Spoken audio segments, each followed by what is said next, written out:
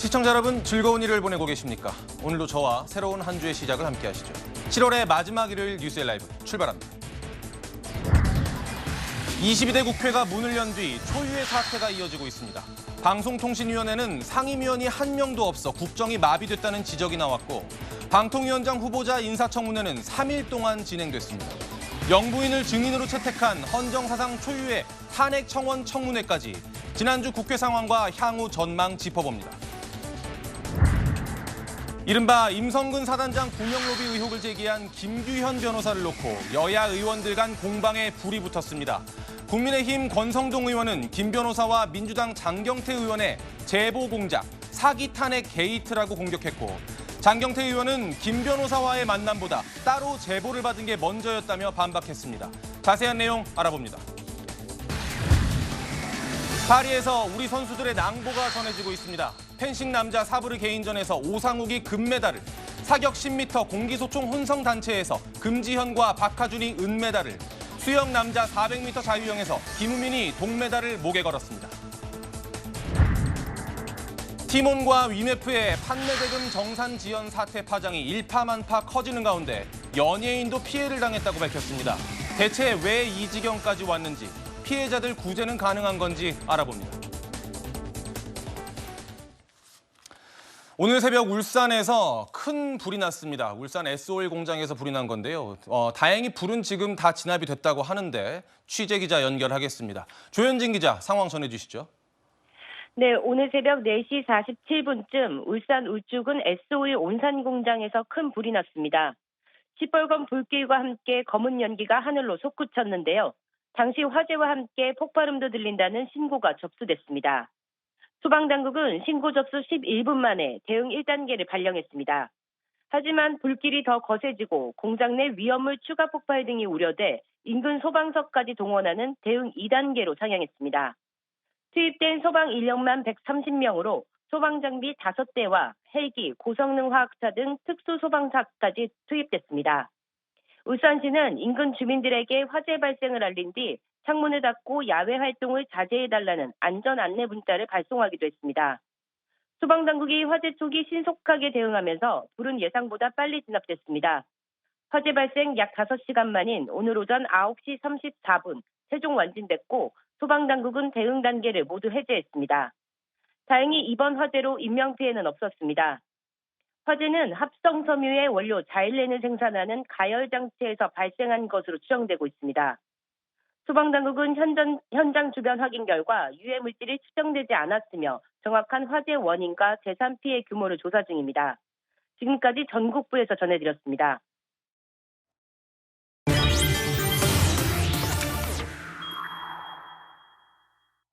오늘 뉴스의 라이브 함께할 네 분 소개하겠습니다. 구자홍 동아일보 신동아팀 차장, 김기흥 전 대통령실 부대변인, 강성필 민주당 국민소통위 부위원장, 그리고 장윤미 민주당 법률위원회 부위원장, 이렇게 네 분 모시겠습니다. 어서 오십시오. 안녕하세요. 방통위가요, 빵통위가 됐다. 이런 자주 섞인 말이 나오고 있는 상황입니다. 민주당이 이상인 방통위원장 직무대행에 대한 탄핵안을 발의했고, 이 직무대행은 국회 표결 전에 자진 사퇴했습니다. 대통령이 재가를 했고요. 방통위원회에 상임위원이 한 명도 없는 이 상황, 구자홍 차장님, 네. 초유의 사태라고 볼 수 있죠? 그렇습니다. 윤석열 정부 들어서도 그렇고 22대 국회 들어서도 그렇고 이 새로운 현상을 많이 목격을 하게 되는데요. 이 여소야대 상황이 빚은 이 촌극이 아닐까 하는 생각이 듭니다. 일반적으로 방통위원은 이 위원장을 포함해서 5명의 상임위원회가 이 위원들의 어떤 논의를 통해서 의결하는 기구입니다. 그런데 이 김홍일 방통위원장이 이 탄핵을 목전에 두고 사퇴했고, 이상인 이 직무대행까지 이 야당의 어떤 탄핵 공세를 앞두고 이 사퇴함으로써 사실상 방통위의 상임위원이 한 명도 없는 영명 방통위, 이것을 속칭 빵명 방통위다, 이렇게 얘기를 하고 있습니다. 예, 강성필 위원장님. 네. 방금 저희가 잠깐 그림을 보여드렸는데 이 방통위원회가 했던 업무들이 있잖아요. 뭐 맞습니다. 재난방송 점검이라든지 지금 그런 업무가 다 중단됐다는 거 아닙니까? 맞습니다. 그러니까 사실 지금 정권이 바뀔 때마다 이 방송을 장악하려고만 했지 방송을 정상화시키려고 했던 노력은 사실 여당이나 야당이나 다 똑같다고 생각을 합니다. 예. 그래서 어쨌든 이런 악순환, 그러니까 탄핵하고 임명하고 탄핵하고 임명하고 이 악순환이 시작되면서 식물 방통이 빵통이가 된 거 아니겠습니까? 하지만 앵커께서 말씀하신 것처럼 방송과 통신과 관련된 중요한 정책들을 지금 결정을 못 내리고 있다면 그 피해가 고스란히 국민들에게 갈 겁니다. 예. 그렇기 때문에 저는 이번 윤석열 정권에서 이런 악순환을 한번 끊어주는 게 어떨까라고 생각을 하고요. 예. 그런 차원에서 우원식 국회의장이 지난 17일 날 민주당에게는 탄핵 소추 절차를 중단하고 또 방송사법 추진도 중단해라. 그리고 국민의힘도 방송 이사진 추진 계획을 좀 중단해라. 그리고 논의를 하자라고 제안을 했었는데 이 제안이 받아들여지지 않았어요. 예. 그래서 이게 너무 아쉽고 저는 이 윤석열 정권이 어쨌든 간에 임기 내내 여소야대를 겪어야 합니다. 근데 이 방통위 말고도요. 사실 야당과의 협치가 이루어지지 않으면 그 어떠한 법안도 그리고 예산도 제대로 통과되지 않으면 윤석열 정부가 하고 싶었던 정책을 펼쳐낼 수 없기 때문에 저는 이번에 한동훈 신인 당대표가 취임을 했기 때문에 이번 기회에 한번 다시 야당과 좀 논의를 해서 조금 해법을 찾았으면 좋겠습니다. 예.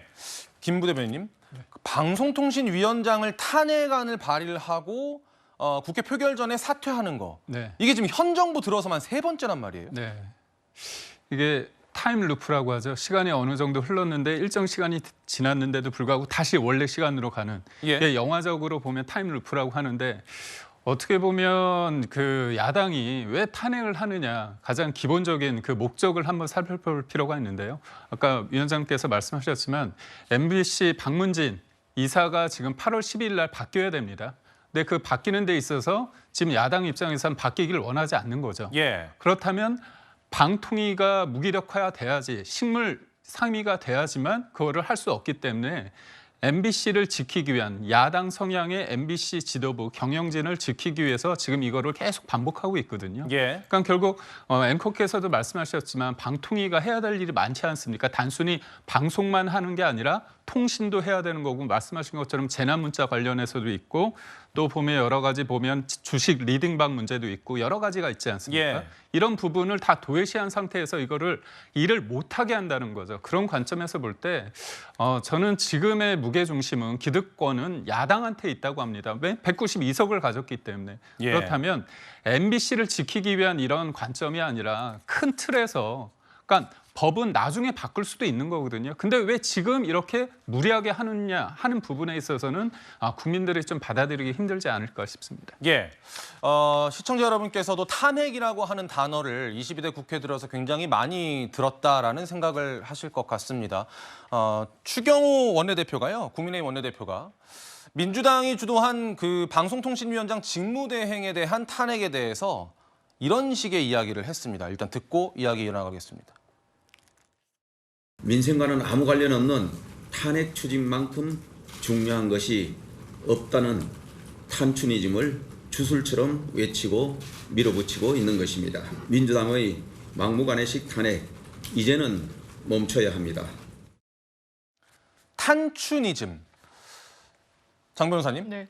굉장히 새로운 용어가 많이 생기거든요, 지금. 그렇습니다. 근데 탄춘이즘이라고 하는 것은 탄핵 추진을 이제 얘기를 할 때 네. 이재명 당대표 후보가 말한 먹사니즘을 빗대서 얘기한 것 같아요. 그렇습니다. 일단 먹사니즘이라고 해서 어떤 이념이나 어떤 정치적인 방향성 중요하지만 그것보다 실리가 훨씬 중요하다고 이제 화두를 이재명 전 대표가 던진 건데요. 이 부분을 차용해서 추경호 국민의힘 원내대표가 먹사니즘 이야기를 하지만 사실 이 탄춘이즘, 그러니까 탄핵을 추진하는데 사실상 경도돼 있는 거 아니냐라고 또 직격을 한 부분이 있습니다. 예. 이 부분과 관련해서 방송과 통신과 관련한 정책, 이 완전히 지금 올스톱된 상황인데 일단 민주당에서는 그런 방통위가 2인 체제로 그리고 뭐 지금은 영명 체제로 이거는 정말 정상화와는 거리가 먼 상황입니다. 그렇기 때문에 5명 중에 4명이 최소한 출석한 상태에서 과반 의결로 할 수 있게끔 시스템을 가져가는 또 그 안을 본회의 통과를 한 부분도 최근에 있거든요. 예. 그렇다면 대통령께서도 거부권 행사는 좀 최소화하시고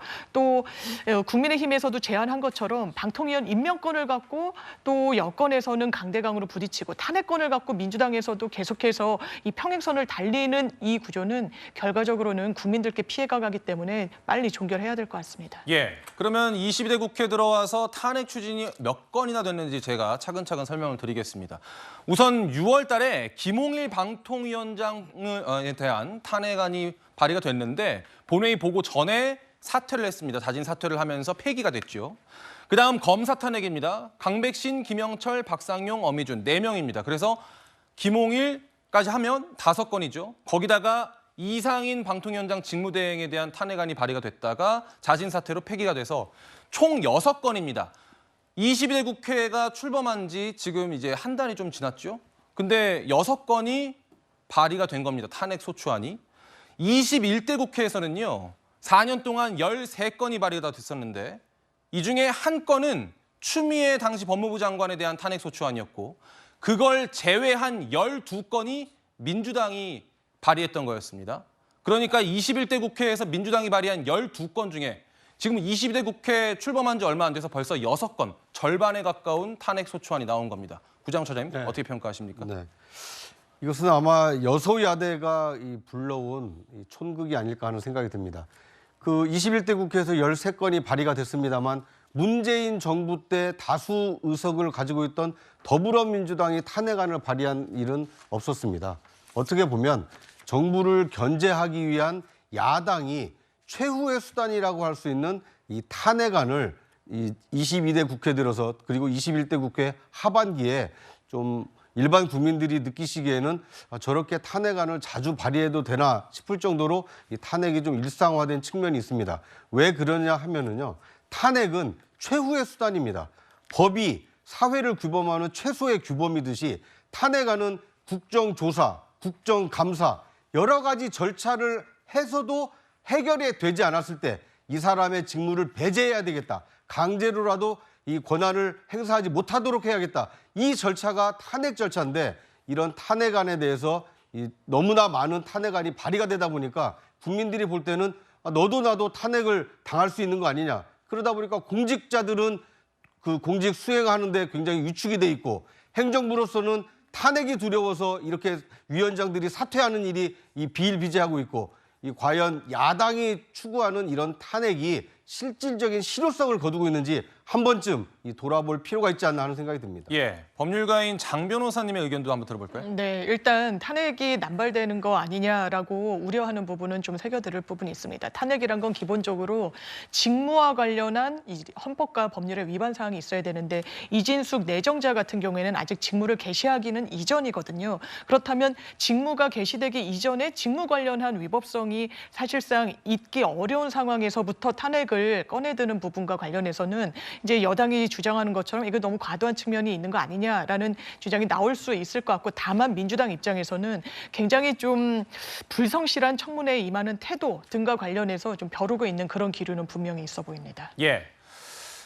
탄핵 소추안 관련해서요. 방송통신위원회에 대한 탄핵 소추안 관련해서는 방송사법을 빼놓을 수가 없습니다. 지금 국회에서는 계속 무제한 토론이 이어지고 있는데요. 저희가 간단하게 줄여서 표시를 했는데 방통위법이라는 것은 이제 방송통신위원회 설치 및 운영에 관한 법률 개정안입니다. 이것은 원래 5명의 위원 중에 2명만 있으면 의결이 될 수 있는 현행법을 4명이 출석해서 과반 찬성으로 의결해야 된다라는 의결 정족수와 의사 절차를 개정하는 겁니다. 그러니까 현재 2인 체제로 가는 것을 막겠다라는 게 민주당의 주장인데요. 25일에 무제한 토론이 시작됐는데 24시간이 지나면 토론 종결을 할 수가 있습니다. 그래서 26일에 종결이 됐고 처리가 됐습니다. 방송법은 KBS의 이사진을 11명에서 21명으로 늘리겠다는 건데 이것도 26일에 시작해서 오늘 새벽에 토론이 종결되고 처리됐습니다. 방송사법 중에 지금 2가지가 처리가 된 겁니다. 지금 방송문화진흥회법, 그러니까 MBC 이사진을 21명으로 늘리겠다라고 하는 그 법안에 대한 무제한 토론이 진행 중입니다. 그런데 이것도 지금까지 처리된 것과 같은 과정에 비춰 봤을 때 29일, 내일 처리가 될 가능성이 높고요. 이게 또 처리되면은 EBS 이사진을 늘리는 교육방송법이 무제한 토론이 시작되는데 그것도 24시간이 지나면 30일에 처리가 될 그런 수순으로 이어질 걸로 예상이 됩니다. 김 부대변인님. 이렇게 되면요. 무제한 토론이라는 게 의미가 있나요? 무제한 토론 뭐 24시간 후에 소위 말해서 절대 다수를 점하고 있는 야당이 이거를 종결시킬 수 있는 힘이 있지 않습니까? 그렇기 때문에 말은 필리버스터인데 무제한 토론이 아니라 하루짜리 토론이 될 수밖에 없고요. 예. 제가 드리고 싶은 말씀이 있습니다. 보면 지금의 야당 입장에서는 자꾸 윤석열 정부가 방송을 장악하고자 한다고 하는데요.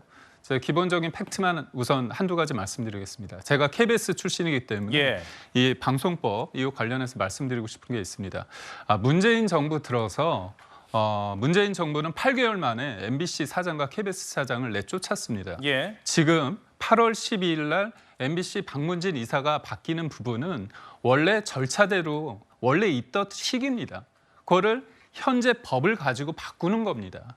지금 저는 이 부분에 있어서 그 과방위에서 최민희 위원장이 저번에 김홍일 위원장의 탄핵을 발의한 다음 날 면담을 하기 위해서 방통위를 갔습니다. 그때 면담이 이루어지지 않았는데 예. 그때 뭐라고 얘기했냐면 김 위원장과 부역한 공무원들을 법적 조치한다고 했습니다. 여기서 제가 들으면서 좀 오싹했던 표현이 부역이란 표현이거든요. 예. 부역은 뭐냐면 우리 땅이었는데 전쟁으로 적들이 와가지고 우리 땅을 점유했고 부역한 사람들은 그 적을 도왔다는 그런 표현입니다. 그러니까 결국은 방송을 우리 거라고 생각했는데 방통위에서 왜 우리 건데 우리가 뺏겼기 때문에 우리가 가져야 된다는 그런 인식이 있거든요. 그러니까 저는 우리 강성필 위원장님이 말씀하신 것처럼 힘이 있을 때 바꿔주는 게 맞는데 저는 문재인 정부 때 집권도 하고 여당으로서 다수 의석이 있을 때 양보를 했었어야 되는데 그때 방송법 개정안을 통과시키지 않았습니다. 예. 근데 지금은 11명에서 21명으로 KBS 이사를 늘렸는데 그 이사를 추천하는 그 그룹핑 할 수 있는 쪽이 소위 말해서 친야 쪽 사람들이 많다는 그 부분에 문제가 있거든요. 그 문제를 딱 없는 상태에서 늘렸으니까 굉장히 객관적이고 공정이다 하는 거는 어불성설입니다. 예. 부역이라고 하는 단어의 의미를 설명해 주셨는데 그건 이제 제 개인적인 해석으로 듣고요. 이 부분에 대해서 의견 들어야 되겠습니다. 그렇습니다. 근데 과거에 그 권태선 그 이사장이요 방통위를 상대로 이제 집행정지 소송을 냈습니다. 그래서 23년 작년 12월에 이제 서울 고등법원에서 판결을 냈는데요. 예. 그 판결문에 봐도 지금 현재 방통위의 2인 체제는 좀 부적절하다라는 판결을 내린 바가 있다는 걸 말씀을 드리고요. 말씀하셨던 것처럼 문재인 정부에서 이러한 잘못된 룰을 고쳤어야 됩니다. 하지만 그걸 하지 못했죠. 저는 그렇기 때문에 그러한 요소들도 모여가지고 정권 교체가 된 부분의 하나라고 생각을 합니다. 자, 그러면 이번에 윤석열 정권이 들어왔는데 윤석열 정권은 그러면 전 정권 탓하기 많이 하시잖아요. 그럼 전 정권과 달라야 될 거 아닙니까? 그럼 이 악순환을 계속해서 이렇게 끌고 갈 것인가? 제가 앞서 말씀드렸지만 요소 야대이기 때문에 어쨌든 탄핵이라는 최후의 보루로 야당이 임명을 하면 또 탄핵을 하고 임명을 하고 탄핵을 하면 이 악순환이 벌어지면 결국에는 윤석열 정부도 방송통신과 관련된 정책을 제대로 구현할 수가 없어요. 그렇기 때문에 지금 요소 야대 상황에서는 아무리 불합리하다고 생각하더라도 합리적인 방안을 찾으려고 하는 책임은 전 정부 여당에게 있다. 그래서 말씀하신 것처럼 이런 방송사법과 관련해가지고 진보 성향의 협회라든지 학회라든지 이런 분들이 있다면 이 협의체에 다시 들어와서 조금 공정하게 룰을 바꾸는 이 협의를 좀 해나가야지 무조건 야당의 의견이 잘못됐다. 왜 너희들이 정권 잡았을 때 제대로 못했냐라고 말씀을 하시면서 끝까지 임명, 탄핵을 강행하는 걸 내버려 둔다는 것은 저는 좀 정부 여당으로서도 좀 무책임하지 않나 이런 생각해 봅니다. 20초만 추가로 드리겠습니다. 덧붙일 말씀 없으세요? 저는 그렇습니다. 보면 지금의 방송위원회 하는 데 있어서 2인 체제가 되는 데 있어서 이게 여당의 책임이라고 하는데 최민희 그 당시 후보 같은 경우는 이해 충돌에 문제가 있기 때문에 임명을 못했고요. 그 임명을 못해서 본인이 사임한가 지난해 11월입니다. 그렇다면 11월부터 지금까지 한 7, 8개월이 지났는데 야당에서 아무도 추천하지 않았습니다. 그리고 여당 몫인 지금 이진숙 후보가 그때 여당 몫이었는데 여당 몫도 결국 국회에서 처리하지 않아서 불가피하게 2인 체제가 있었음을 말씀드립니다. 여기에 대한 20초. 네. 최민희 의원이 당시 후보자가 그 부적절을 하다, 그러니까 관련 통신위원회 상금 부의장을 했다는 것이 법제처에서 이것이 제대로 된 것인지 아닌 것이든지 유권 해석을 해야 된다고 했는데 통상적으로 2, 3개월이면 결론이 나는데 이것을 7, 8개월 동안 유야무야 법적인 그 판단을 내리지 않았고 또 국회 입법조사처에서는 일주일 만에 그 판결을 내렸습니다. 최민희 당시 후보자가 방송통신회 상임위원회 가도 상관이 없다. 하지만 나중에는 저희가 최민희 의원이 만약에 임명이 된다고 하더라도 그러면 대통령과 대통령이 추천한 2명과 민주당의 1명이 가서 3명이 돼버리면 오히려 잘못된 방송통신 정책에 저희가 들러리를 쓰는 것이 아니냐 하는 어떤 정치적인 이유도 있었다는 점 말씀드립니다. 알겠습니다. 여야의 입장을 시청자 여러분들께서 다 들으셨기 때문에 판단은 시청자 여러분께 맡기도록 하겠습니다.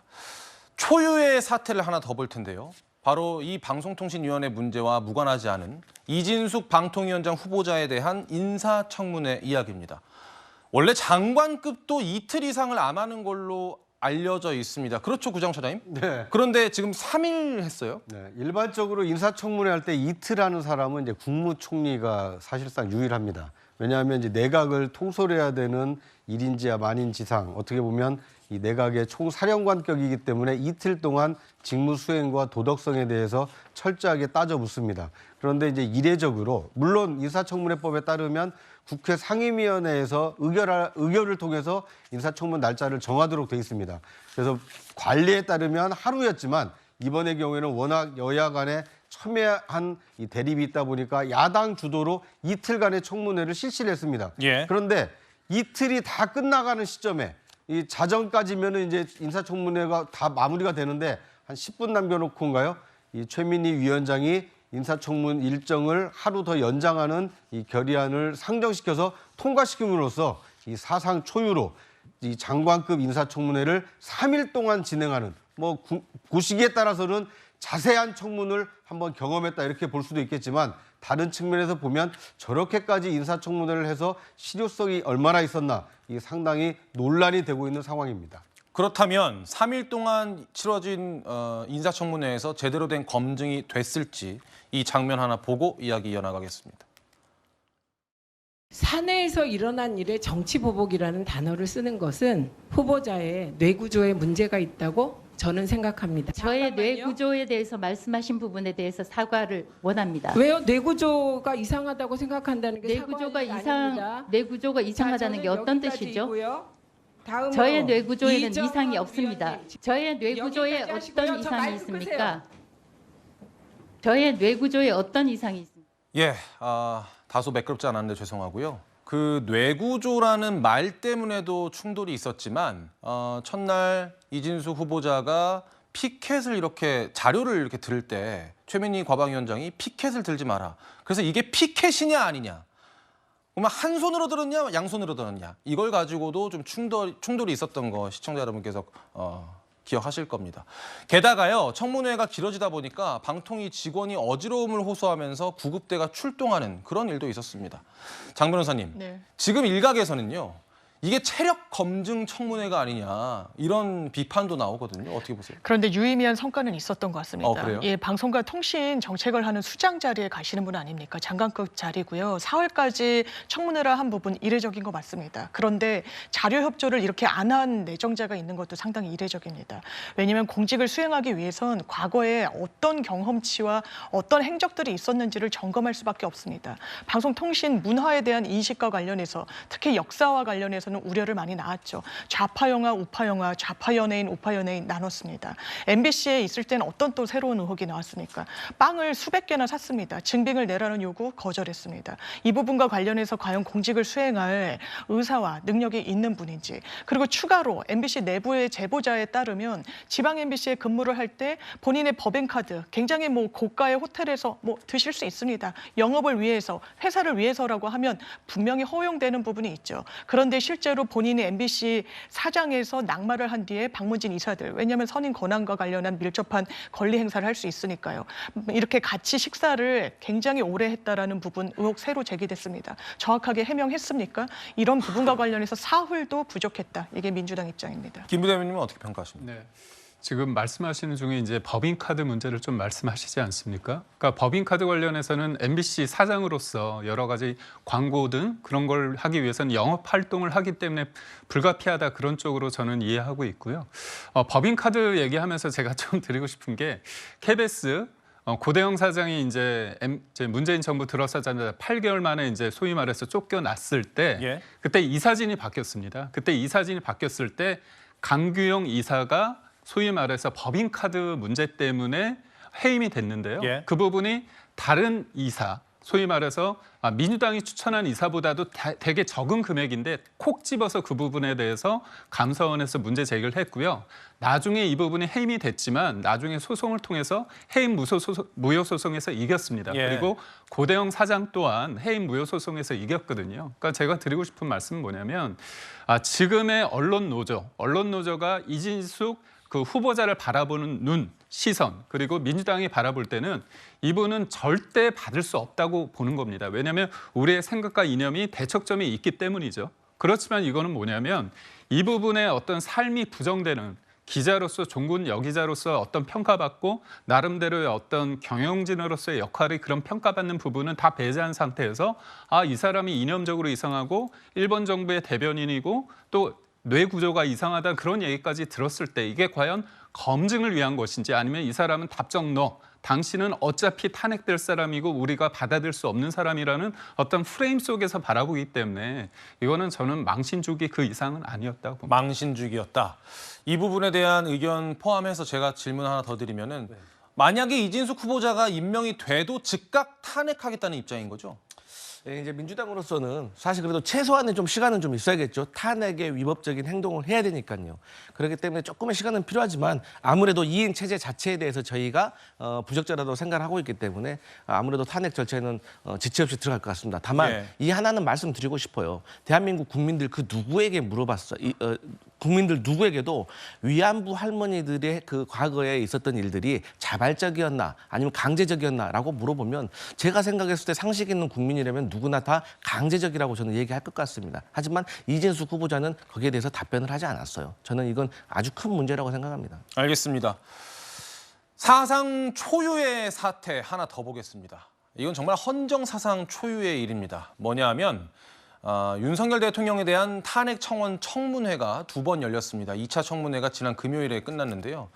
여기서 영부인을 증인으로 채택했습니다. 현직 대통령의 배우자를 증인으로 채택한 것도 사상 처음입니다. 그런데 영부인은 나오지 않았습니다. 그러니까 야당 법사위원들이 오전 청문회가 끝나고 점심시간을 이용해서 대통령 관저 앞으로 갔습니다. 일단 현장 장면을 보고 이야기 이어나가겠습니다. 정말 가슴이 찢어질 듯합니다. 하늘도 그걸 아는지 갑자기 비가 내리고 있습니다. 우리나라가 언제부터 이렇게 국민무시 국가가 되었습니까? 김건희 증인은 오후 청문회 반드시 출석하라! 출석하라! 출석하라! 출석하라! 국민의 명령이다! 김건희는 출석하라! 출석하라! 출석하라! 출석하라! 너무나 황당하고 너무나 코미디 수준을 넘어서 정말 공분을 일으키는 현상 아닙니까? 오죽하면 하늘도 분노하셨는지 물폭탄으로 여러분들을 화답하시지 않으셨습니까? 저도 저 관저 현장에 있었습니다. 처음에 갔을 때는 비가 안 왔습니다. 아주 해가 쨍쨍했습니다. 너무 더웠는데 어느 순간 갑자기 비가 쏟아져서 저도 머리부터 발끝까지 쫄딱 젖는 저 장면에서 저도 지금 카메라 뒤쪽에 있는데요. 구장훈 소장님, 네. 야당 의원들은 영부인이 나오지 않으니까 관저로 출석 요구를 하러 간 것이다라고 이야기를 했고요. 여당의 송석준 의원은 코미디를 넘어서 공분을 일으키는 현상이라고 했는데 구장훈 소장님께서는 어떻게 평가하십니까? 네. 저는 22대 국회에 들어서 이 국회의원들의 이 역할이 조금 변경되고 있는 것이 아닌가 하는 생각이 듭니다. 일반적으로 국회의원이라고 하면 국민을 대표해서 이 입법을 하고 이 정부의 새해 예산안을 심사하고 국가의 주요 의사 결정에 대해서 결의를 하는 것입니다.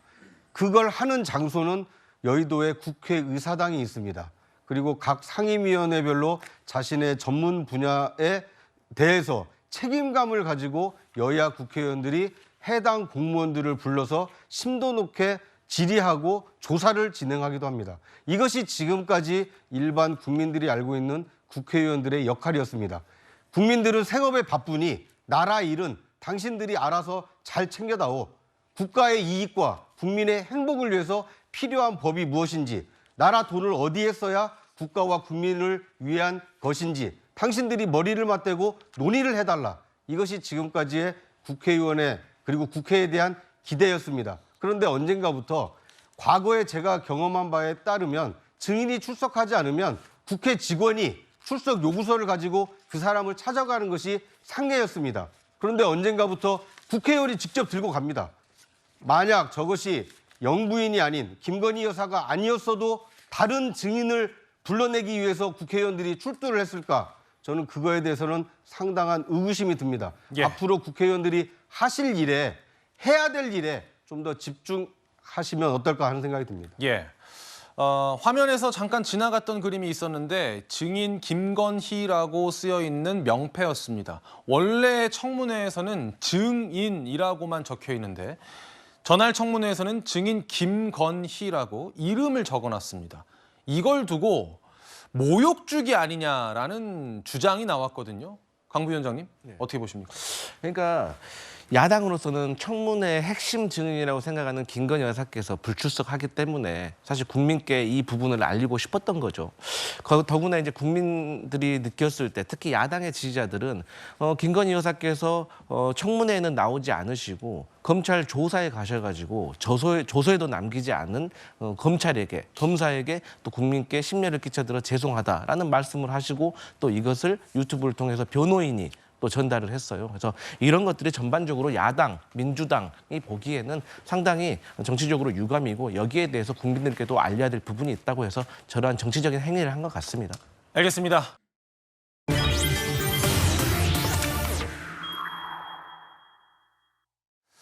최상병 사망 사건을 두고 여야 공방이 격해지고 있는데요. 이 최상병 사건 여러분 많이 들어는 보셨겠지만 정확하게 정리를 한번 하고 넘어가는 게 좋을 것 같아서 제가 설명을 한번 드리도록 하겠습니다. 이 최상병 사건이라고 하는 것은 크게 두 갈래로 나뉩니다. 하나는 이제 최상병의 사망 사건에 대한 거고요. 경찰이 수사를 했습니다. 또 하나는 이 사망 사건에 대한 수사 외압 의혹입니다. 이건 공수처가 수사 중입니다. 경북경찰청은 임성근 전 1사단장을 불송치 결정을 내려서 또 한 번 정치권에서 논란이 된 바 있었죠. 이 수사 외압 의혹에 대해서는 이른바 임성근 사단장 구명 로비 의혹이라는 게 제기가 됐습니다. 오늘 뉴스엘라이브는요, 바로 이 부분, 임성근 구명 로비 의혹에 집중해서 전해드리려고 합니다. 이 부분에 집중해서요. 뭐냐면 이 의혹을 처음 제기한 사람이 있습니다. 제보한 사람이죠. 김규현 변호사가 바로 그 사람입니다. 그런데 김규현 변호사를 놓고 이 제보자가 과연 순수한 사람이냐, 과연 제보자로서 믿을 수 있는 사람이냐를 놓고 정치권에서 시끄러웠거든요. 구장훈 차장님, 네. 어떤 부분에서 시끄러웠던 거예요? 네. 그러니까 이분의 제보의 순수성을 지금 의심을 사고 있는 겁니다. 왜냐하면 이분이 제보한 내용이 뭐냐면 임성근 사단장을 구명하기 위해서 누군가 이종석 국방부 장관에게 전화를 걸어서 이미 이첩이 된 서류를 되돌리도록 했다. 이거에 대한 의구심과 의혹을 제기를 한 겁니다. 예. 그런데 그 의혹, 그렇게 누가 지시를 했느냐에 대해서 여러 가지 설왕설래가 있다 보니까 그것에 대해서 대통령의 경로가 있었다. 이런 새로운 어떤 얘기까지 하면서 정말 그러면 이 용산이 혹시 개입한 거 아니냐. 새로운 의혹으로 좀 번지게 만든 겁니다. 그런데 이 김규현 변호사가 변호를 하고 있는 분이 누군지 아십니까? 누구죠? 네, 박정훈 그 단장입니다. 예. 그러니까 외압 수사를 수사를 직접 하고 그리고 이것을 이 경찰청에 이첩했다가 나중에 회수하는 과정에 개입돼 있는 이 박정훈 대령의 입장을 그 변호하는 사람이 이첩한 것을 누군가 회수하게 하는데 용산에서 누군가가 개입했다 이런 의혹을 제기를 하고 제보를 하다 보니까 이것은 박정훈이라는 사람을 유리하게 하기 위한 목적으로 뭔가 없는 얘기를 한 거 아니냐 이런 의혹이 지금 불거진 상황입니다. 예. 김규현 변호사, 강 부위원장님, 김규현 변호사라는 사람이 민주당에서 공천을 받으려다가 탈락했기 때문에 순수하지 않다 이런 지적도 있던데. 근데 사실요, 현실 정치 보면 오히려 민주당에 공천 신청했다가 탈락했으면 더 안 좋은 감정이 있지 않겠어요? 제가 보통 통상 정치권에서 보면 보통 공천 신청했는데 탈락하니까 안갚음, 안 좋은 감정이 생겨서 전향하는 경우 많이 봤어요. 그리고 김규현 변호사가 민주당 성향이든 아니든 본인이 얘기하고 제기한 그 내용이 사실이냐 아니냐가 중요한 거지. 예. 이게 메신저가 뭐 민주당 성향이냐 국민의힘 성향이냐에 따라서 사실이 바꿔집니까? 그건 아니에요. 예를 들어서 우리 김혜경 여사 그 법관 문제만 관련해 가지고도요. 조명현이라는 공익 제보자가 있잖아요. 그럼 그분도 국민의힘 비례대표 신청을 하셨는데 그런다고 해서 그분이 제보한 사실이 달라집니까? 그래서 그분이 제기한 사실이 아마도 제기한 내용이 사실이냐 아니냐 그거를 밝혀내는 게 중요하지. 예. 메신저는 물론 아주 중요하지 않다고 볼 수는 없지만 결정적이진 않다 이렇게 생각합니다. 김 부대변인, 이 김규현 변호사가 소위 말하는 임성근 전 사단장이 포함된 골프 대회를 추진하는 그 카톡방, 네. 거기 멤버라는 점도 공격의 한 포인트인 네. 거죠. 그러니까 저는 이 부분에 있어서 한번 1라운드는 끝났습니다. 그래서 저는 이거는 다 명백하게 의혹이 해소됐다고 보거든요. 왜냐하면 이 문제가 처음 얘기됐던 게 소위 말해서 도이치모터스 관련해 가지고 이 부분에 대해서 문제가 되고 있는 이모 씨 관련해서 이모 씨가 전화상으로 이 얘기를 했다는 거 아닙니까? 내가 VIP한테 얘기하겠다. 사표 쓰지 마라. 그 얘기가 이제 6월 말 정도에 이 문제가 불거졌을 때 이게 2023년 8월 9일 날 얘기했다는 거거든요. 근데 민주당에서 주장하는 거, 저는 이제 대통령이 경로했다는 부분에 대해서 동의할 수 없지만 예. 경로를 해서 이첩을 해서 다시 가져오게끔 이첩을 막고 가져오게끔 한 부분이 시점이 7월 31일입니다. 그럼 8월 9일 날 내가 VIP한테 얘기할 테니 사표 쓰지 마라. 안 한 거잖아요. 아직. 하겠다는 건데 이미 결과는 VIP가 민주당 주장으로는 경로를 해서 못하게 했다는 거잖아요. 그리고 이 사단장이 사표를 쓴 거는 이 통화가 이루어지기 12일 전입니다. 예. 그러니까 결국 뭐냐면 시간을 거슬러서 했다는 얘기뿐이 될 수 없거든요. 결국은 이 분의 어떤 주장이 맞지 않는다는 거기 때문에 이 자체적으로 제가 볼 때는 민주당이 터무니없는 어떤 제보자의 근거를 가지고 주장한 부분에 대해서 저는 사과해야 된다 봅니다. 예, 지금 들으신 것처럼요. 이야기가 조금 복잡하게 느껴지실 수 있는데요. 김규현 변호사라고 하는 그 제보자, 박정훈 대령의 변호인이 왜 공격을 당하느냐, 크게 두 가지였습니다. 지금까지는. 하나는 민주당의 공천을 받으려고 했던 사람인 거 아니냐. 또 하나는 그 카톡방 멤버인지 않느냐. 그런데 여기에 의혹이 하나 더 제기가 된 겁니다. 김규현 변호사가 민주당 재선 의원과 접촉한 정황이 있었다라는 게 새로운 언론 보도로 드러난 겁니다. 그러자 지금 보시는 것처럼 권성동 의원이 그 언론 보도에 나온 민주당 재선 의원이라고 하는 사람이 장경태 의원이다. 민주당 지도부는 김 변호사를 믿지 않는다고 이야기를 하면서 구명 로비 의혹은 또 정략적으로 활용한 거다. 그렇기 때문에 이건 제보 공작이자 사기 탄핵 게이트다. 이렇게 맹공을 퍼부은 겁니다. 그러자 장경태 의원은 이렇게 반박을 했습니다. 제보자에게 인터뷰를 권고하는 통화였고 그 제보자가 김 변호사에게 적대적인 감정을 갖고 있길래 나는 거기에 맞춰줬을 뿐이고 김 변호사를 만나서 크로스 체크를 한 것이다. 그리고 김 변호사를 만난 것 이전에 제보를 받은 게 먼저였다라고 얘기하면서 오늘 일요일인 오늘 아침에 국회에서 기자회견도 열었습니다. 듣고 오시죠. 권성동 의원님, 잘못 짚어도 한참을 잘못 짚었고 무리수를 던지셨습니다. 이제 최혜병 사망 사건의 진실 규명은 이 를 넘어 윤석열 정권을 침몰시킬 김건희 게이트로 이어질 것입니다. 하루 전에 이 측 제보자를 만났다는 건 더 확실하게 확인된 건 아니겠습니까? 국회 출입 기록도 다 있을 테니까요. 아마 다 공개될 거라고 봅니다. 김규현 변호사에게 저는 자료를 하나도 안 받았는데 공모를 했다면 이런 사진 자료와 초대장까지 다 이 측 제보자로부터 받을 이유가 없겠죠.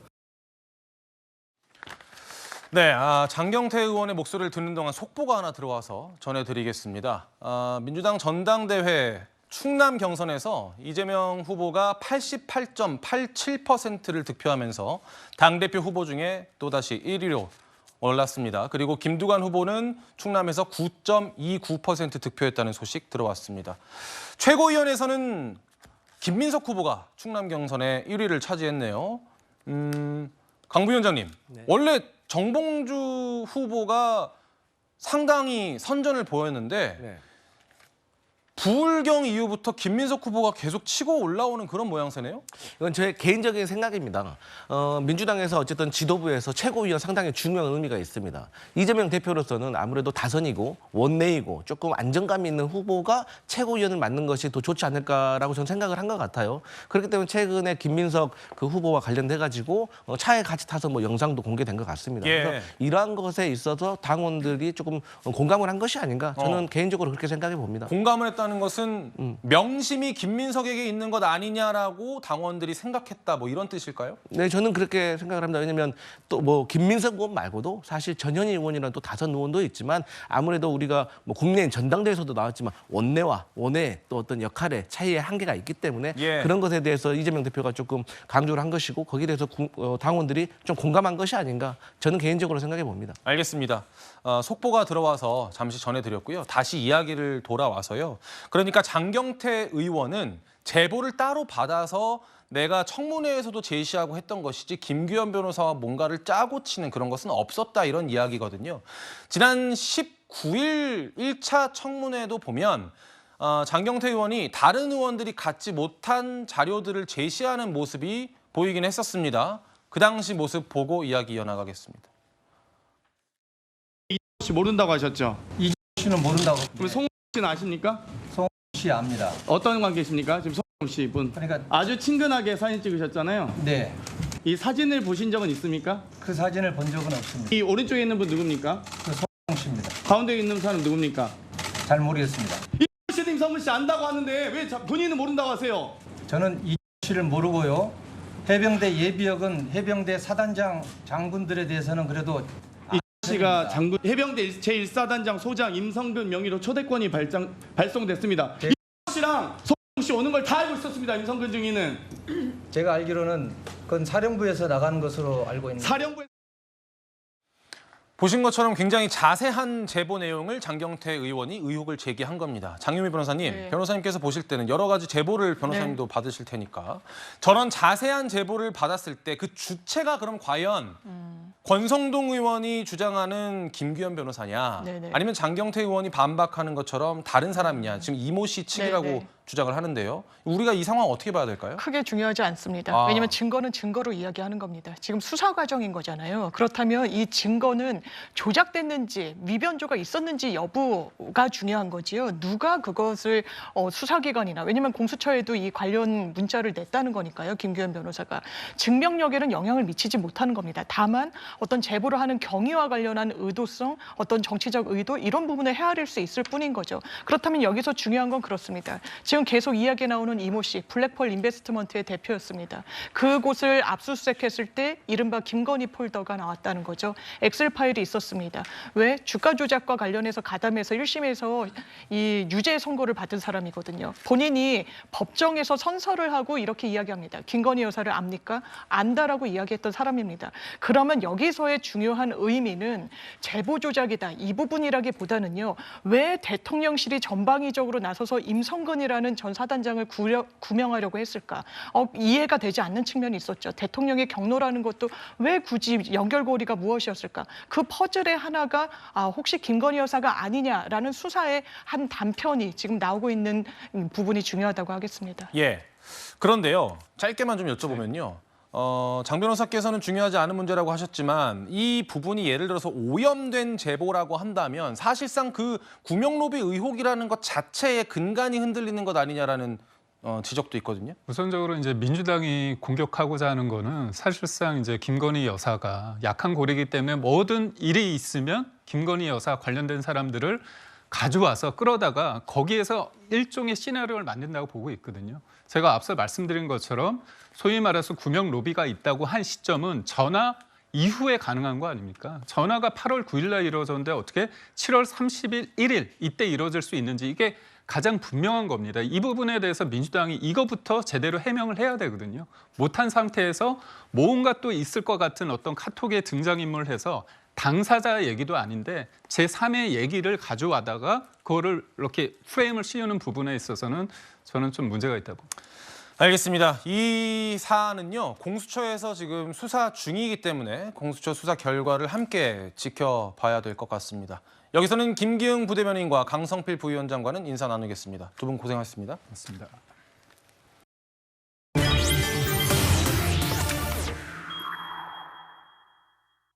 네, 지금부터는 최동호 스포츠 평론가, 이경민 변호사와도 함께하겠습니다. 어서 오십시오. 예, 안녕하세요.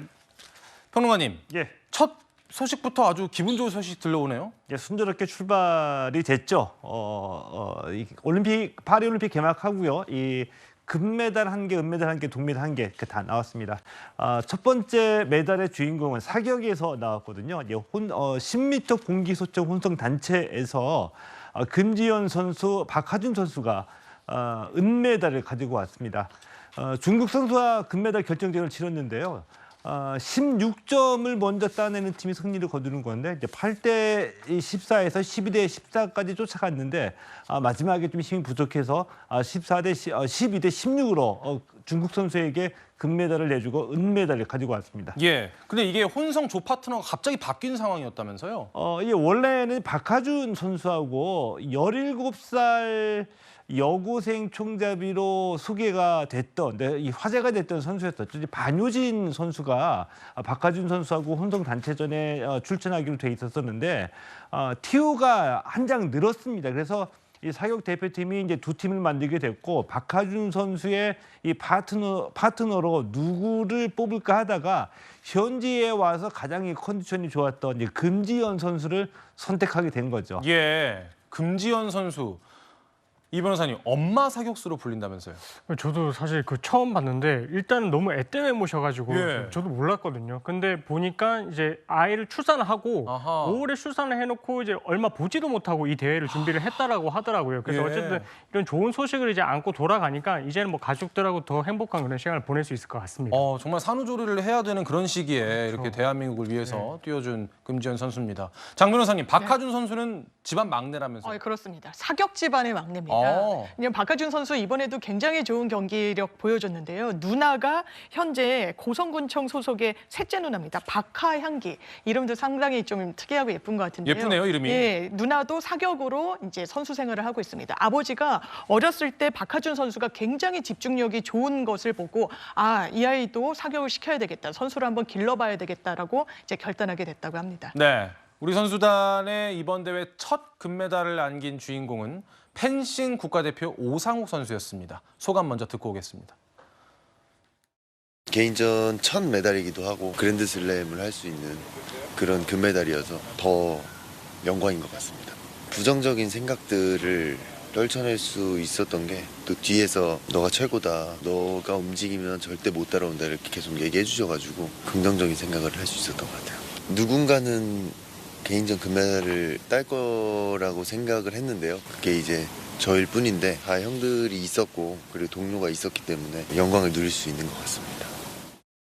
구장호사님, 한국 남자 사브르 개인전에서 금메달 딴 거는 최초라면서요? 네, 이번이 처음입니다. 지난 도쿄대회 때는 그 동메달이 이제 최고 성적이었는데요. 예. 사브르에서 이제 드디어 금메달이 나왔고요. 더더욱 이번 금메달이 값진 것은 지금까지 아시아 선수권, 세계 선수권, 아시안 게임 모두 금메달을 딴 오상욱 선수가 드디어 올림픽에서도 금메달을 땀으로써 이 그랜드슬램을 달성했다라는 굉장히 큰 쾌거가 되겠습니다. 그랜드슬램. 네. 그러니까 뭐 모든 대회에 나가서 1등이 됐다 뭐 이렇게 보시면 좋을 것 같습니다. 예, 평론가님. 예. 우리나라에서 펜싱 선수가 이런 그랜드슬램을 달성했다. 어느 정도로 대단하다고 봐야 됩니까? 그러니까 예를 들면 태권도도 이제는 뭐 한국이 언제나 우승한다는 개념은 깨졌죠. 예. 깨졌는데 이 펜싱의 본고장은 유럽입니다. 이탈리아, 프랑스가 굉장히 이제 자부심을 갖고 있는 종목이고요. 2000년 시드니 올림픽에서 우리가 첫 메달이 나왔고요. 김영호 선수가 첫 번째 금메달을 따왔습니다. 그리고 2012년 이후에 이 한국 펜싱이 세계 정상권으로 올라섰거든요.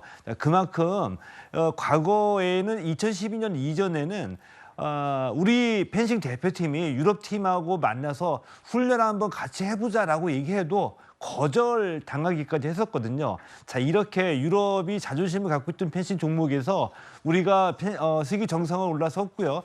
남자 사브르는 특히나 이번 올림픽에서 3회 연속 우승에 도전하고 그런 가운데 오상욱 선수가 이 그랜드 슬램이라고 이라는 이 성과를 이룬 것은 정말 높이 평가하지 않을 수가 없겠죠. 이 그랜드 슬램은 유럽 선수들도 이루기 힘든 기록이라고 보시면 됩니다. 아, 그렇군요. 수영 소식도 한번 보겠습니다. 한국 수영 선수로는 2012년 박태환 선수 이후 첫 올림픽 메달리스트가 나온 겁니다. 김우민 선수, 값진 동메달을 목에 걸었는데 김우민 선수 만나보고 오겠습니다. 노력했던 것들이 이렇게 결실을 맺어주니까 저에게는 엄청 값진 메달이고 또 감사했던 분들도 다 생각나고 그래서 조금 많이 감정이 복받쳐서 눈물이 났던 것 같습니다. 일단 결승전을 올라가니 굉장히 마음도 편해졌고 결승까지 왔는데 못할 건 없다 이런 생각도 했던 것 같고 그래서 좀 더 자극이 됐던 것 같습니다. 나쁘지 않은 것 같습니다. 일단 레이스하는 부분에서 다른 선수들이 견제를 잘 못하기 때문에 거기서 오는 이점이 분명히 있을 거라 생각하고 그런 부분들이 좀 잘 작용하지 않았나. 마지막에 들으신 것처럼 예선을 7위로 통과하면서 1번 레인에 배정이 됐는데 평론가님, 여기가 물살의 저항이 심하다면서요? 예, 물살의 저항이 가장 심한 곳이죠. 이제 보시면 금방 알 수 있듯이 1번 레인은 바로 옆쪽에 벽이 있죠. 예. 그러니까 물살에 반동이 있는 겁니다. 이 반동을 이겨내고 앞으로 직진해야 되기 때문에 좀 더 많은 체력이 소모가 되고요. 이 속도에서도 손해를 볼 수도 있겠죠. 자유형 400m에서 김우민 선수 이제 동메달인데요. 자유형 400m 정말 치열했습니다. 예. 150m 구간까지 무려 이 5명의 선수가 세계 신기록 페이스로 레이스를 펼쳤거든요. 독일의 마르텐스 선수가 초반부터 앞서 나갔고요. 김우민 선수 2위로 잘 쫓아갔습니다. 마지막 50m 남겨놓은 350m 턴할 때까지 2위였었는데 마지막 50m에서 모든 선수들이 스포트에 나섰고요. 마지막 50m 구간에서 역전을 허용하면서 2위에서 3위로 내려앉게 됐습니다. 예. 김민우 선수가 우리나라 스포츠 역사상 2번째로 수영에서는 올림픽 메달리스트가 된 건데 수영 간판에 또 황선우 선수 있잖아요. 예. 추가 메달 기대해 볼 수 있을까요? 황선우 선수도 메달이 기대가 되죠. 그러니까 이 황선우 선수는 자유형 200m에서 오늘 예선 경기에 출전하고 이제 모레 새벽에 금메달이 결정이 됩니다. 올해 이 최고 기록이 1분 44초 75이거든요. 이 개인 최고 기록으로만 보면은 올해 세계 랭킹 4위입니다. 황선우 선수 반드시 이 금메달이라고 장담하기는 힘들겠지만 금메달에 도전해 볼 수 있는 한 4명 가운데 1명이라고 볼 수가 있는 거고요. 오늘 오후 6시에 예선 경기에서 자유형 200m 예선에서 황선우 선수도 예선에서는 좀 페이스 조절을 할 것 같고요. 금메달은 모레 새벽 경기에서 결정이 됩니다. 예, 그렇군요. 사격, 수영, 펜싱 이렇게 알아봤는데 앞으로 어떤 종목에서 또 메달이 기대가 될까요? 가장 믿고 보는 종목이 있죠. 가슴 졸이지 않고 믿고 볼 수 있는 종목이 여자 양궁인데 여자 양궁에서도 단체전이 열리게 됩니다. 여자 양궁 단체전 금메달 소식을 전해줄 것으로 기대가 되고요. 오늘 보시는 것처럼 펜싱과 배드민턴 양궁 경기가 벌어지고요. 핸드볼도 2차전인데 1차전에서 독일의 극적인 재역전승을 거두면서 또 많은 분들에게 우승승의 기분 좋은 추억을 떠올리게 해줬죠. 그리고 최초로 이 첫 메달을 가지고 왔던 사격에서 금지연, 박하준 선수 오늘은 각자가 남녀 10m 공기 서충에서 2번째 메달에 도전합니다. 예, 알겠습니다. 모쪼록 우리나라 선수들이 좋은 성적도 중요하지만 안전하게 했으면 좋겠는데 이경민 변호사님, 이 안전 얘기하니까 지금 파리에서 테러 공격 같은 게 일어났다고 하더라고요. 그렇습니다. 이게 지금 파리에서 이제 어쨌든 공항이라든지 철도 이런 부분들이 중요한데 철도와 관련해서 이제 파리에는 어쨌든 지금 올림픽이 열리고 있기 때문에 치안이 지금 강화가 되어 있는 상태거든요. 예. 근데 그 파리를 제외한 나머지 북서, 남부 이런 쪽에서 이제 외곽 쪽에서 이렇게 테러가 일어나다 보니까 이것이 지금 이 올림픽을 지금 염두에 두고 이런 테러를 감행을 하고 있는 것인지 아니면 외부의 국가 조직이 이런 개입을 한 것인지 이런 부분에 대해서 지금 뭐 촉각을 곤두세우고 있고 어쨌든 올림픽을 보고 있는 그 관광객들의 안전이 중요한 만큼 이 프랑스에서도 이런 부분에 있어서 정부 차원에서 나서가지고 이 치안에 좀 문제점이 없도록 그렇게 대응을 하겠다 이렇게 밝힌 상황입니다. 예, 전 세계인의 축제인 올림픽에서 불미스러운 일이 벌어지지 않도록 철저히 대비해 주셨으면 좋겠습니다. 여기서는 최동호 스포츠 평론가와 인사하겠습니다. 고맙습니다. 예, 고맙습니다.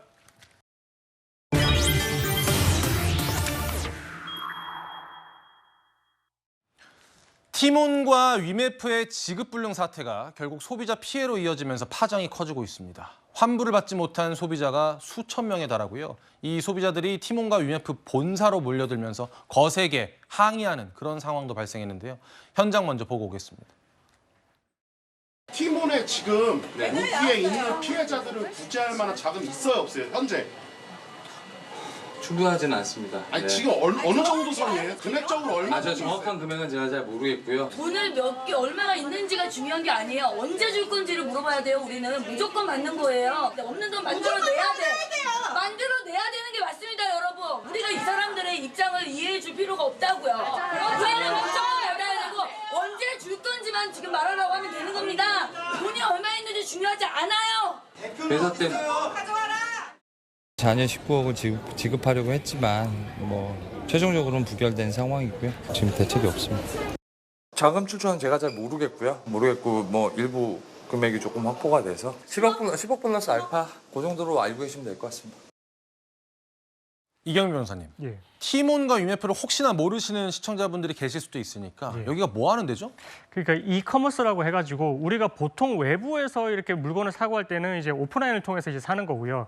근데 이커머스는 이렇게 인터넷에서 우리가 쉽게 이제 물건을 사는 그런 구조거든요. 예. 그래서 이제 그런 이제 플랫폼의 하나로 티몬과 위메프 이렇게 두 개가 있는데 이걸 붙여가지고 티메프라고 요새 부르고 있습니다. 그렇군요. 그래서 티메프의 사태가 터졌는데 그 사태가 터진 이유를 보게 되면 지금 판매자, 그러니까 티몬과 이 위메프에 들어가 있는 판매자가 6만 명 정도가 됩니다. 예. 6만 명 정도가 되는 그런 뭐 중소기업 이렇게 이제 다 들어가 있을 텐데 그 기업들이 판매를 하고 나면 정상금을 사실은 받아야 되는데 이 정상금을 받지 못하고 그 미정산되는 사태가 지금 어쨌든 2달 가까이 계속해서 이제 연장이 됐고요. 예. 이런 상태에 있다 보니까 어쨌든 계속해서 이제 유동성 이런 부분들이 문제가 터져가지고 이 결국은 이제 이 판매를 했던 그 업체들, 그러니까 예를 들어서 뭐 여행사 상품 같은 것을 이제 여름철에 이제 팔았는데 그거를 대금이 지급을 받지 못하니까 이 부분에 대해서 이제 여행사에서 이거는 계약 진행을 할 수가 없다. 이렇게 나오다 보니까 그럼 소비자들 입장에서도 이걸 이제 티몬이나 위메프를 통해서 이제 구입을 했는데 여행을 갈 수 없는 그런 상황까지 터지다 보니 환불을 또 대규모로 또 요구를 하고 있고요. 예. 그래서 판매자들에 대해서는 정상금 지급이 제대로 이루어지지 않고 있고 그리고 소비자들에 대해서는 이 구매를 했던 상품에 대해서 제대로 이제 이행되지 않다 보니까 대규모 또 환불 상태가 이어지는 좀 이렇게 지금 복잡한 상황에 지금 놓여 있습니다. 그렇군요. 그래서 결국 소비자들이 환불을 요구하면서 밤샘 항의를 했다고 하고요. 아까 현장 그림 보셨지만 굉장히 이 직원들도 난감한 그런 상황인 것 같습니다.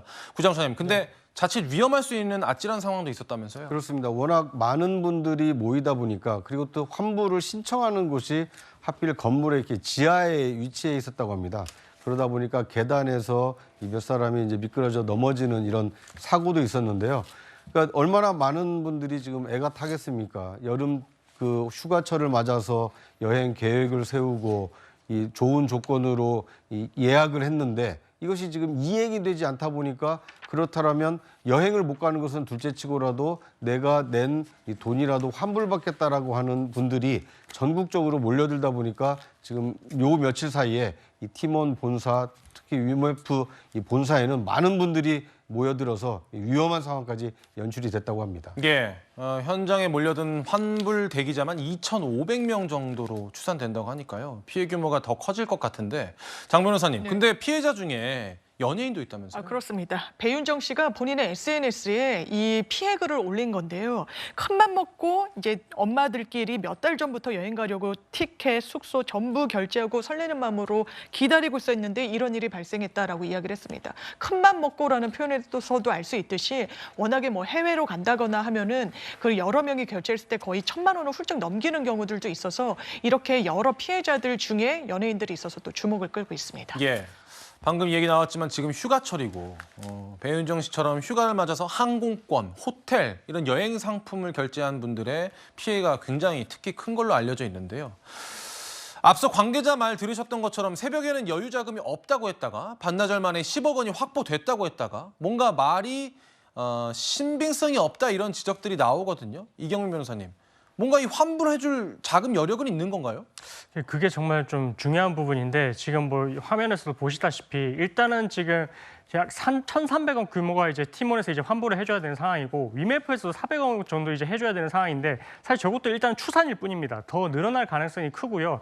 근데 이 부분에 대해서 이제 유동성 확보를 해야 되는데 지금 이 티몬과 위메프의 모기업인 Q10이라는 기업이 지금 완전 자본 잠식 상태입니다. 그러니까 자산보다 부채가 훨씬 커가지고 몇 년 동안 그 상태가 이어져 왔는데 이 부분에 대해서 결국 이제 뭔가 수익을 통해서 이렇게 뭔가 이익을 통해서 이렇게 자금을 유동을 시켜야 되는데 이 부분이 현실적으로 지금 어렵다 보니까 지금 뭐 말이 나오기로는 뭐 10억 원을 추가로 확보해서 환불을 해줄 수 있다 이렇게 이제 말이 나오고도 있는데 그게 과연 가능할지도 의문이고요. 앞으로가 더 문제인데 더욱더 큰 문제는 지금 TMF에서 결국은 이제 상품권을 통해서 이렇게 이제 기존에 팔았던 부분들이 많은데 이 상품권도 과연 기존대로 사용을 할 수가 있을지 뭐 이런 부분들에 대해서도 문제가 있어가지고 유동성이 어떻게 확보가 돼서 해결이 될 수 있을지는 좀 지켜봐야 될 것 같습니다. 구장원님 이게 사태가 이렇게 일파만파 커지니까요. 과연 금융당국은 이거를 막을 수 없었던 건가 이런 지적도 나오더라고요. 그렇습니다. 면밀하게 조사를 해봐야 되겠습니다만 지금까지 나온 그 상황만 놓고 보면 소비자들로부터 많은 그 예약을 받아놓고 실제로 그것을 이행할 수 있는 자본금이 없는 상태에서 이게 한 거 아니냐. 더더군다나 여러 가지 이런 온라인 플랫폼 업체를 인수하는 과정에 자본 없이 부채만으로 인수한 거 아니냐. 이런 여러 가지 논란이 일고 있습니다. 예. 온라인 커머스 시장이 굉장히 커졌기 때문에 한 업체가 이렇게 이 환불을 못하게 되면 피해를 보게 되는 사람의 숫자가 엄청나게 커지게 되는 겁니다. 지금 환불을 받으시는 분은 한 개개인의 어떤 소비자지만 만약에 거기에 입점을 해서 훨씬 더 많은 금액을 정산받아야 되는 판매처도 있을 수 있기 때문에 이 사태는 자칫 잘못하면 더 많은 분들의 어떤 그 금융 위기를 불러올 수 있기 때문에 관계 당국에서도 어떻게 하면 이 사태를 조기에 진화할 수 있을지 이 대책 마련이 시급해 보입니다. 대책 마련. 정말 대책 마련이 시급한데요. 무엇보다 피해자들의 구제가 가능은 한 건지가 궁금합니다. 장 변호사님, 네. 가능은 할까요? 일단 집단 소송 준비하고 있습니다. 여러 로펌에서는요, 이제 집단 소송에 참여할 이 피해자들 모집한다라고 해서 좀 분주하게 발빠르게 움직이고 있는 상황이 있기도 하고요.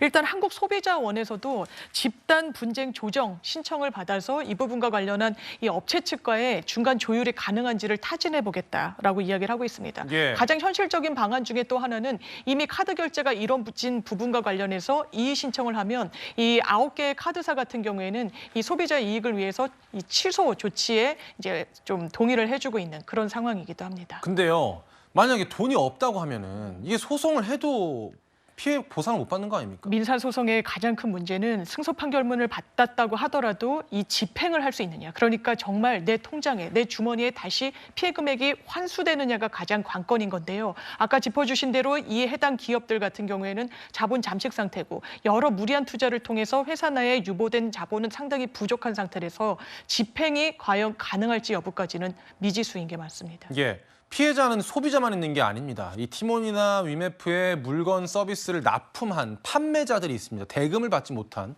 아까 이경민 변호사께서 잠깐 언급 주셨는데 이들에 대한 구제 방안은 또 소비자에 대한 구제 방안과 다르게 강구가 돼야 되겠네요. 그렇습니다. 이제 뭐 소비자들은 한국소비자보호원이 있어가지고 거기서 이제 뭐 집단 조정 이렇게 해볼 수는 있는데 이 판매자들 같은 경우에는 이제 그런 구제 절차가 없어가지고 결국은 지금 상황에서는 뭐 선정산 대출. 그러니까 이제 아까 구입을 판매를 하고 나서 2달 정도 되는 기간 동안에 정산을 받지 못하게 되면 이 금융기관에서 미리 대출을 받아가지고 그 자금을 충당을 했었는데 그게 어쨌든 이제 선정산 대출이기 때문에 결국 이제 상환의 압박에 시달리게 될 거고 그럼 이렇게 되면 이제 또 이 소규모 이런 중세 상인들 같은 경우는 버틸 수 없는 그런 상황이 됩니다. 그렇기 때문에 좀 지금 상황에서는 이 TMF 사태를 좀 뭐 넓은 시각으로 봐가지고 이 금융기관들이 대출 기간을 좀 유예를 해준다든지 어쨌든 그 조건을 좀 좀 완화시켜줘가지고 이렇게 할 것 같고요. 그리고 무엇보다 지금 문제가 되는 건 이렇게 이제 이커머스 업체가 결국은 자본적으로 이렇게 풍족하지 않은 상태에서도 진행을 할 수 있게끔 법이 이렇게 허술한 부분이 있습니다. 아하. 그래서 정부 차원에서도 좀 이커머스와 관련해서는 좀 규제를 좀 강화할 수 있는 그런 법안을 좀 마련해서 대책을 마련해야 될 것 같습니다. 알겠습니다. 조속히 조치가 마련이 돼서 재발 방지와 피해 보상이 이루어졌으면 좋겠습니다. 다가올 한 주의 주요 뉴스를 미리 짚어보는 앞으로 뉴스입니다. 조지호 경찰청장 후보자에 대한 국회 인사청문회가 내일 열립니다. 야당은 청문회 증인에 이른바 임성근 전 해병대 1사단장 구명로비 의혹 관련 인물들을 채택했는데요. 조 후보자에게도 이 사건에 대해 물을 걸로 보입니다. 또 인천공항 세관 직원의 마약 밀반인 조력 사건에 대한 외압 행사 의혹에 대해서도 질의를 준비할 방침입니다. 9명의 사망자를 낸 시청역 역주행 사고 피의자에 대한 구속영장 심사가 화요일에 열립니다. 국립과학수사연구원이 피의자의 신발에서 가속 페달 흔적을 찾아낸 사실이 채널A 취재로 드러나는데요. 피의자는 사고 원인이 급발진이었다는 주장을 이어가고 있습니다. 현지 시간으로 다음 달 1일 미국에서는 민주당이 대선 후보 선출을 위한 온라인 투표를 진행합니다. 카멀라 해리스 부통령이 민주당 대선 후보가 되기 위한 대의원 수를 충분히 확보한 것으로 알려져 사실상 해리스 부통령이 후보로 확실시되고 있습니다. 지금까지 앞으로 뉴스였고요. 저는 60초 후에 오겠습니다. 요즘은 정말 느닷없이 비가 쏟아지는 경우가 많더라고요. 외출하실 때 당장 비가 안 오더라도 작은 우산 하나씩 챙기고 다니시면 좋을 것 같습니다. 저는 다음 주에 다시 인사드리겠습니다. 일요일은 뉴스의 라이브. 여러분 고맙습니다.